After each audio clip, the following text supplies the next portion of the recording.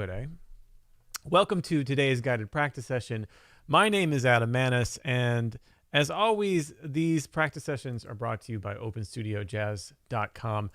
Everything that I'm going to work on today is available at Open Studio Jazz in my course, Jazz Chords for Beginners. Ian's going to put a link there in the chat to a discount where if you want to go on a deeper dive on anything we're practicing, you can there. But let's talk about what it is we're practicing first. So today, I wanted to get out of a basic rut. That means better basic piano chords in 3 steps. I've got this little 3-step program we can do to make our very basic, very easy, very beginner level piano chords sound really good and really solid. And what this is going to do too is give us a nice solid base for building more intermediate, more advanced piano voicings. Really more freedom is what we're after here as we learn. But if we learn from the ground up in a way that's really solid and gives us a nice foundation, everything is easier to build on after that. So I've got 3 steps here that I want to go over. We're going to use Duke Ellington's Take the A Train as our entree into this 3-step program. So it's a very simple melody. We're going to use actually the A section today. So let's take a listen at Duke Ellington's Take the A Train. Of course, one of the great compositions of the 20th century. One of the first things we all learn as jazz musicians is Take the A Train, jam session tune. Is there a way that we can play this, though, as pianists? Is there a way we can form these chords as we play the melody that is a little bit better than basic? Let's check it out. Here's the original.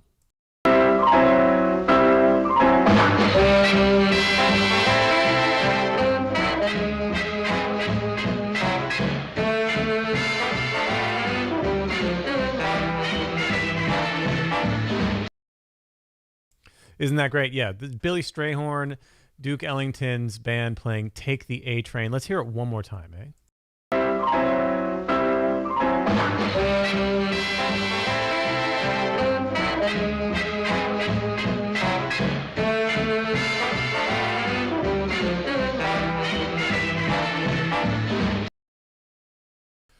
Okay, swinging, killing, great melody, singable melody, but a lot of cool things happening in the melody, and then very simple chords that are accompanying this melody.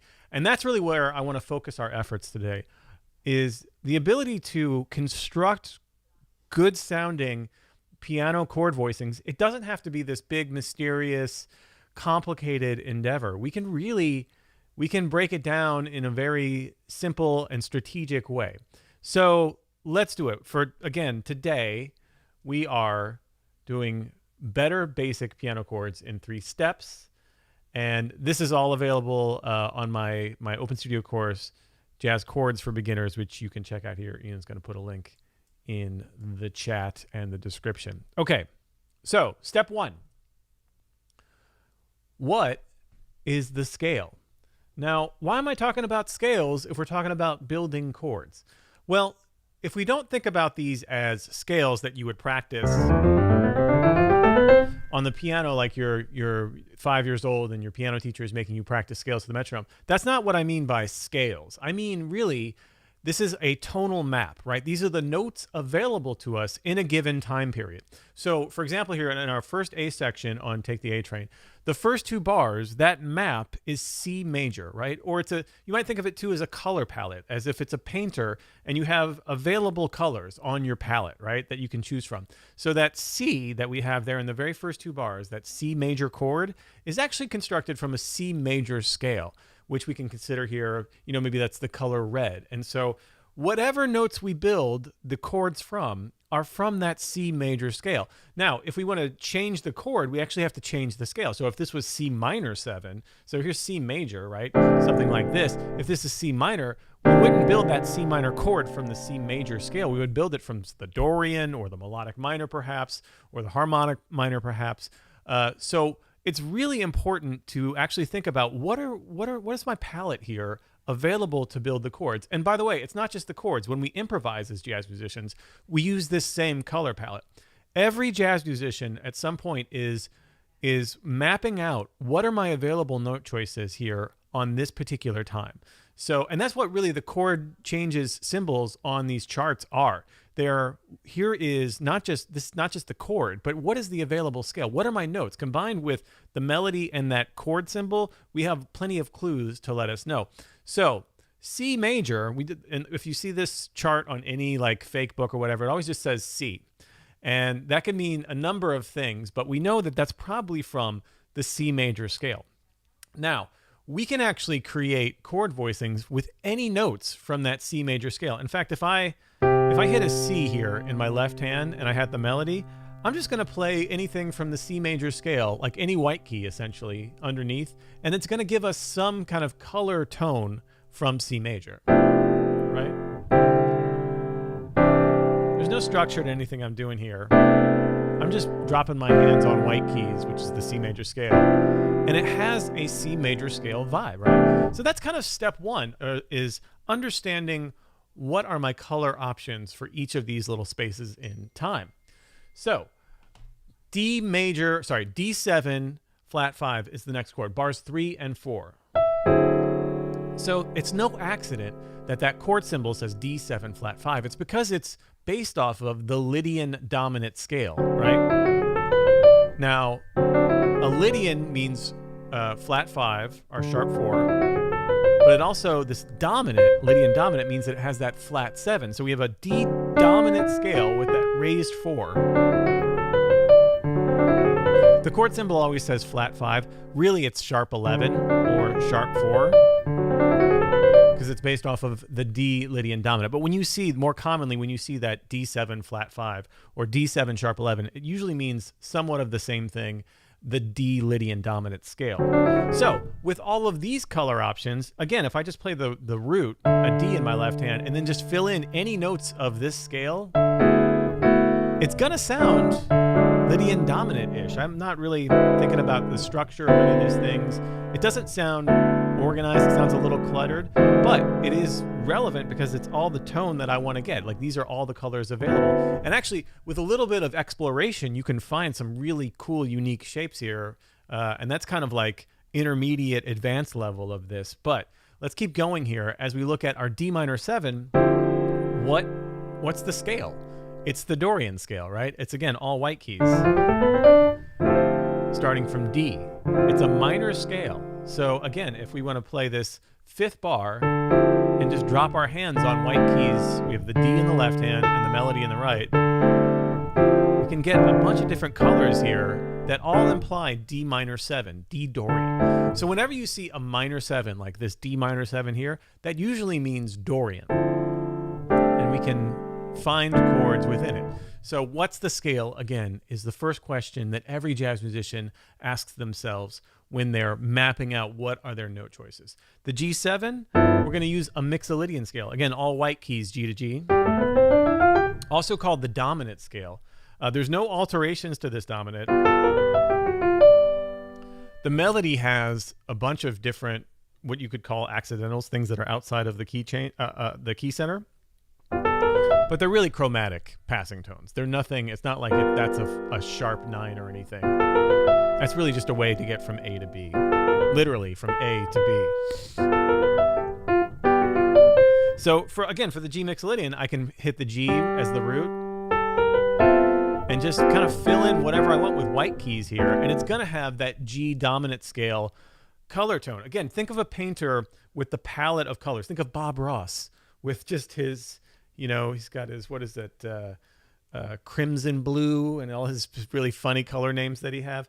And he would, blend them and whatever. That's the same thing that jazz musicians do here with scales, is we kind of assign, well, here's the color tone of this particular time. Because all we're doing really is painting with time and sound. That's the kind of combination of what's going on.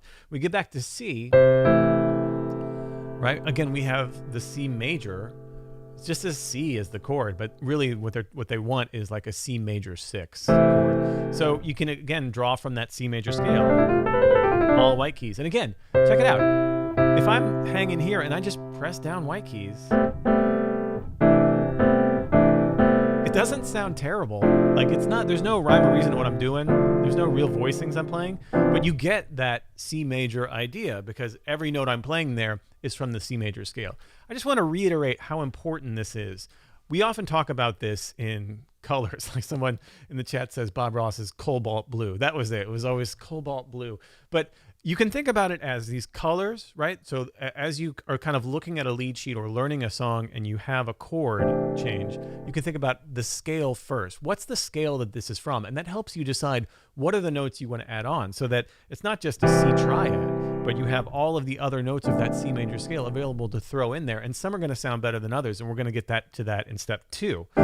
So you could also think about it like, sometimes I like to think about it as geography, as a map, right? So on a map, you have these points and we can map out what are the topography of each of these spaces in time, i.e. these sections of the melody. So this might be, the plains, and this might be the mountains, and this might be the sea, and this might be the beach next to the sea because it's very related. But kind of visualizing these things, even from different mediums, I find very, very helpful. So again, just to reiterate, these first 8 bars of Take the A Train, we have C major, right? And that's from the C major scale. Then we have D7 flat 5 or D7 sharp 11, either one will work. And that's from the D Lydian dominant scale. These notes are right? It's a dominant scale with that raised 4. That's our color palette for that section. For the D minor 7, it's the Dorian. That's the color palette for that section. For the G7, it's the Mixolydian. That's the color palette for that section. And then back to the C major for the red palette, right? That you can see right there. So those are the scales that are available to us. What's the scale? Those are the scales. And when you encounter a new tune or a new lead sheet, going through and deciding what are my scales here? What are the scales available to me? What's the color choices available to me? That's a crucial step. And jazz musicians who are experienced do this instantaneously. As soon as we look at something, and it's not just, once you get to a more advanced level, it's not just these. You have several options for each chord of what are my available notes. And you can build different tensions and colors from those decisions. That's where art really gets made. But you have to technically understand what's happening here in the minds of the musicians who are making, most of the musicians who are making this music. It's not everybody, but certainly the majority think about what's the scale. Our second step of this, once we've established what's our scale choices, what are our color choices, is what's the structure? So I was just kind of plunking my fingers down over these colors, and it didn't sound bad, but it'd be a bit like Bob Ross just plunking the color down without any kind of rhyme or reason. I don't know why I'm invoking Bob Ross on this, but you couldn't ask for a better artistic mentor. Let's be honest here. No, but instead of putting a happy little tree over in one corner, just throwing some of that cobalt blue on there and without any structure. So here we have a very simple structure. In fact, this is as basic as you can get for building great sounding chords, but these are better than just throwing a stack of thirds at your chord and hoping it sounds good.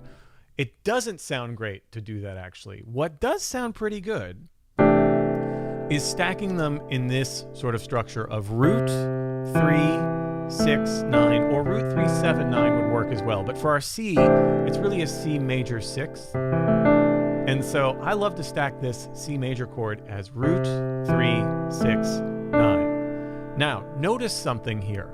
As pianists, we have to get used to using the top half of our right hand, i.e. these 2 or 3 fingers, for the melody. And the bottom half of our right hand, i.e. the thumb and the index finger here, to help out with some of the chord stuff, right? So here in my left hand, I have the root, the 3rd, and the 6th. And then in my right hand, I grab the 9 with my thumb. So I have to play the melody and the chord at the same time here.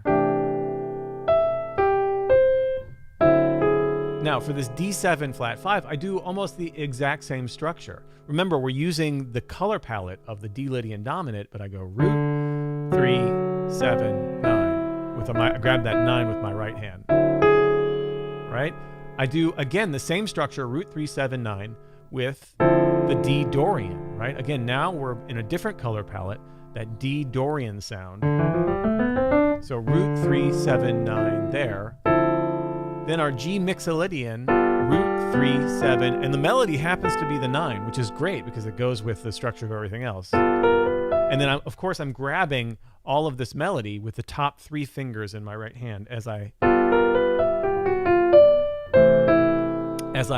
hang on to that 7 with my thumb until I get to the F again, then I let it go. Isn't that cool? So let's try just playing through. First, I just want you to play the chords. I'm going to put a little bit of a metronome on here. We're not even going to do a feel yet. I just want you to get the chords. No melody here. Just hit those chords with me. Get these structures in your hands. These are very basic, but these are better basic piano voicings than you might be used to. Let's try it together. Let's do this from the top. We're just going to loop this a few times. Just the chords, no melody. Play with me. 1, 2, 3, and 3, 4. Now the D7. Right. Root 3, 7, 9. Now the D minor 7. Different color palette here.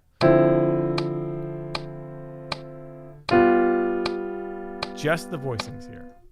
Just the left hand on this last one. Let's do it again. 2, 3, again. That's our C major. Our D Lydian dominant.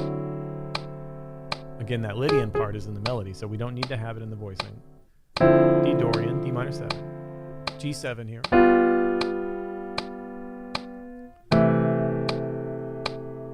Super basic, right? Nothing too complicated about that. Again, they sound awesome for a couple of reasons. A, it's a similar structure. There's some good voice leading that's moving here because we're not jumping around a ton. Everything stays relatively in the same spot. But the structure is the same. That root 3, 7, 9 or root 3, 6, 9 is throughout this 8-bar phrase. Another reason if you do it this way is you don't get a bunch of repeated notes. In other words, you don't get this. Right? If you would have the melody and then you get 2 G's, you get 2 E's, right? There's no just like stacking thirds on top of each other. That's a whole other sound, but that's not really what we want here. We want a clean sound where you can hear each of these extensions, right? All together. And again, we're grabbing that top note for all of these with our right hand. So our left hand is playing here in the bass clef, and you could see there, like on the C, that D that's red, that's grabbed with our right hand. Same thing here with the D7. That's grabbed with the right hand. And we want to get used to that as pianists of breaking up, getting the chords with just this lower half of our right hand as opposed to doing everything with our left hand, right? So that's where the next part will come in. We're going to play this again, but now let's add the melody and just hold the chords down. No sustain pedal if you can help it. And practice getting that melody with the top half of your right hand, but grabbing that one extra note of the chord with the bottom half. And of course, the left hand is just playing here the root 3 7s or root 3 6. Let's try it. 1, 2, 3, and 4.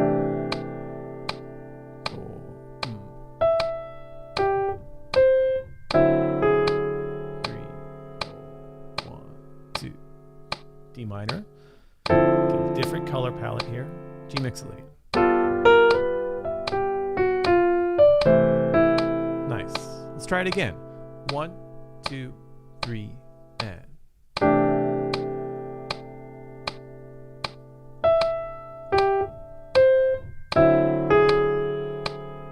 Again, keeping the structure the same, but we're changing the color palette.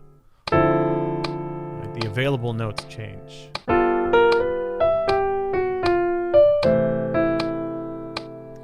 Isn't that cool? Let's do it one more time. 3, 4. Play with me.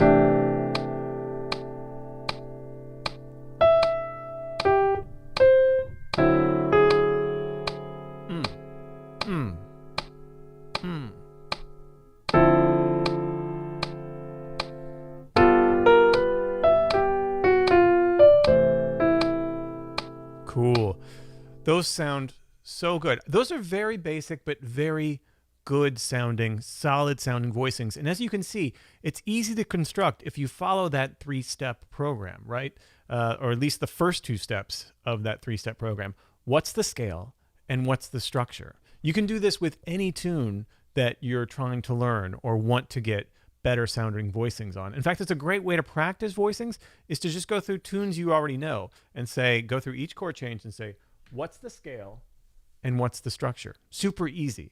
Right? Okay, so There's one more piece of this that we're missing, though, because what we just played, it sounds fine. Those are great voicings, but there's no feel to it. And that is a part of the chords we play. That has to be a consideration. Let's go back to that clip of Duke Ellington's band playing Billy Strayhorn's Take the A Train. And let's listen to some of the cues that Duke's arrangement of this give us for the feel. Let's check it out.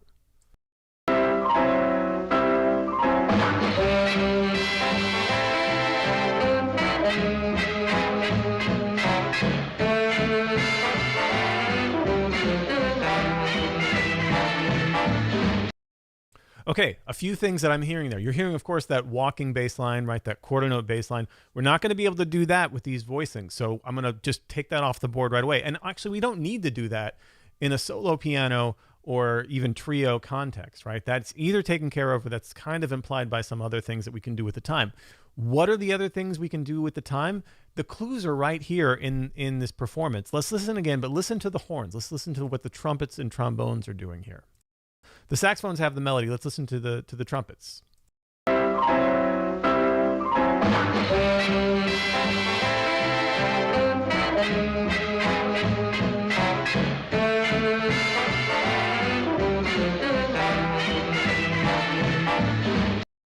So good. So those trumpets, they hit there on that and of one, right? So it's like a 1, 2, 3, 4, ga ga. Those kinds of hits, when we go back to these original recordings, these really let us know how things should feel. And this is really one of the first stops as we're learning tunes that we should be taking. We should be listening to the tunes a ton and checking out different versions, going back to the original as much as we can to understand the feel. So we can now practice it with the feel. Before we do that, though, if this is the kind of content you want to see out of us here at Open Studio, just go ahead and give me a nice like there on this video so that you let me know that this is what you want to see here from us, these sort of breakdown vids of some chords and whatnot. Let us know. Hit that like button. All right. So what's the feel? So we can actually kind of mimic the entire big band. I mean, this is the great thing about being a pianist, right? Is we have the power of the band right here at our fingertips. So I've wrote out a little rhythmic arrangement here using that same color palette for each one of these chord changes, and then also the same structure for each one of the voicings. But now we can add a little bit of that rhythmic feel from Duke's big band. And we can do that again by practicing a little bit of finger independence. So check it out. I can play the melody and the root right here on their own, the outside notes. This is a very common technique by jazz pianists. You can play the root and the melody, the outside notes, and leave these inside notes as a way to establish the feel, right? Think about what's moving here. We have the melody. So when the melody is moving like this, right, in bar 2, we don't have to do much to that. That's giving us actually a pretty swing and feel right there. But when there's a bunch of space here, we can fill in by kind of copying what's going on in the original arrangement.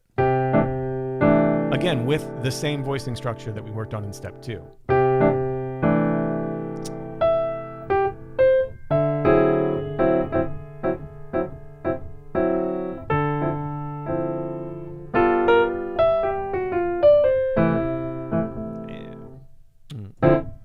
Put a little turnaround here at the end. Yeah, so again, here at the first ending, just kind of copying that original line. Let's try it again from the beginning. Play with me, though, this time. I'm going to set the metronome here. Let's try it very slowly, seeing if we can get some of this hand independence. Again, the root and the melody are kind of playing separately. And then these inside voicings that are playing the chord from our structure, root 3, 6, 9. Between the hands, by the way. This is both the left and the right hand.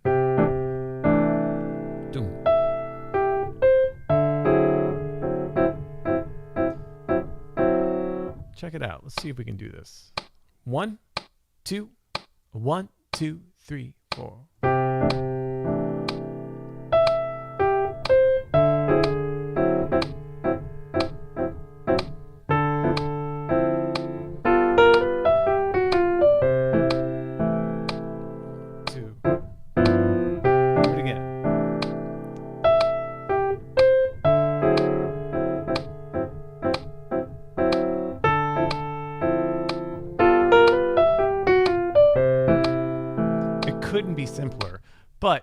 That's a complete arrangement. That is real piano playing going on there. That's very basic. Again, we pick our color palette, we pick our structure, and now we find the right rhythmic feel here. A little hand and finger independence can go a long way. All of a sudden, we can really swing. We can really play like a full band.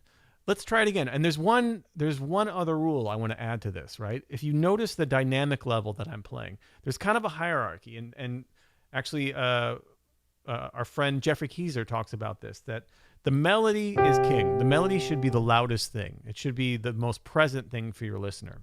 The bass line or root should be second on that hierarchy. So it goes melody and bass line. So the root should be very clear. And then almost like mist in the air, right? Like a little bit of texture are these chords in the middle. So practice, if you already have a good finger independence, hand independence game, practice making that hierarchy happen.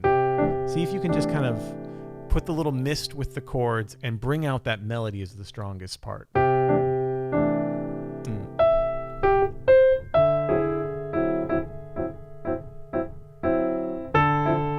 Feels great.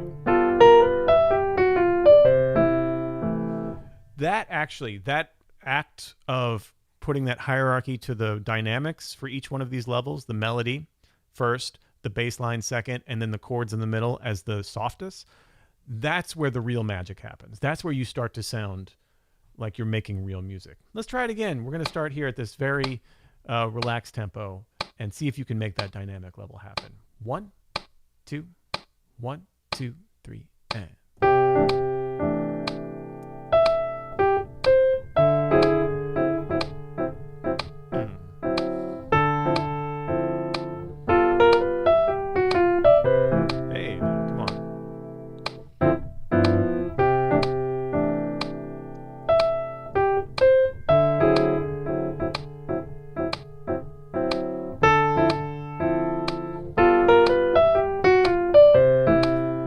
exaggerate the melody a little bit. Try it again.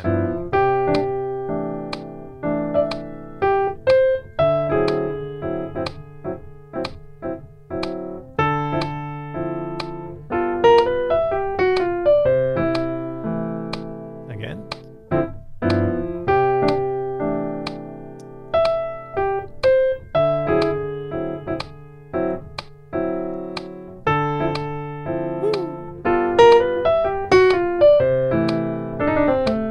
So people like Art Tatum, like McCoy Tyner, like Bill Evans, like Keith Jarrett, like Chick Corea, like Herbie Hancock are masters of this dynamic feel between their fingers. This kind of practice is some of the most important practice we can do for good piano playing. It doesn't seem like it would be. Like it seems like, oh, if I just learn more theory or more notes, I'll be better. But the more time, I promise, the more time you spend doing things like getting these different dynamic levels together and getting the feel good between the chords, the better you're going to sound, the more gigs you're going to get. It's really something special. So again, let's review our 3 steps here, right? Hold on, let's take a look at our infographic at the beginning here, just because I love your basic GIF that we have. Better basic piano chords in 3 steps. Step 1.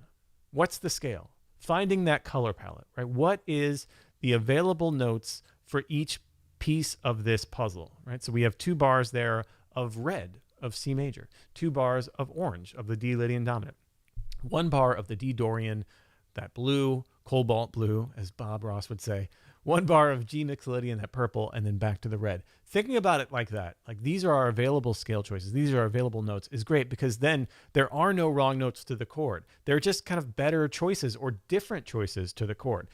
Understanding a little bit of voicing structure can help, and that's where picking a structure. Number 2, what's the structure, is another great question to ask yourself. So here we have just a very simple structure that works every time, root 379 or root 369. So easy. And then once you've already identified your scale choices, that question answers itself. What's the voicing here? Well, it's root 369. I know that it's a C major scale, so there it is. There's my great sounding chord, done and done, right? You can grab things with your right hand there, like that top note, grab things with your left hand there in the middle. Easy peasy, lemon squeezy. And then The final piece of this puzzle, the thing that really brings it together, in my opinion, that's not just some nerdy theory stuff, but really makes music, is finding the feel. Going back to some sources that you love the way they sound, finding and mimicking how they make these chords feel or how the song feels. You can do this all on the piano by itself. And then practice that hierarchy of dynamics, right? Melody, bass line, and then chords as that mist in the air, just sort of like a little bit of texture, letting that melody ring out like light through the fog and letting the chords just kind of be the thing that fills it out. Isn't that great? So much fun. It couldn't be simpler. Again, if this is the kind of content you want to see out of us here at Open Studio, smash that like button. Hit the subscribe button. If you find yourself coming back to our channel again and again, just subscribe. We're live all the time. And you can check out tonight, actually, for those of you watching live, Peter Martin, Little Bird told me, Peter Martin is playing Take the A Train at his Shelter in Place concert tonight. If you're not familiar with the Shelter in Place concerts, do yourself a favor. It's the best solo piano concert on the internet every Friday night at 8 p.m. Eastern over on Peter Martin's YouTube channel. Check that out. And again, all of this is available in my course, Jazz Chords for Beginners. You can check out the link in the description here. And awesome. Thanks, y'all. Have a great weekend. Have a great rest of your day. Till next time, happy practicing. Later.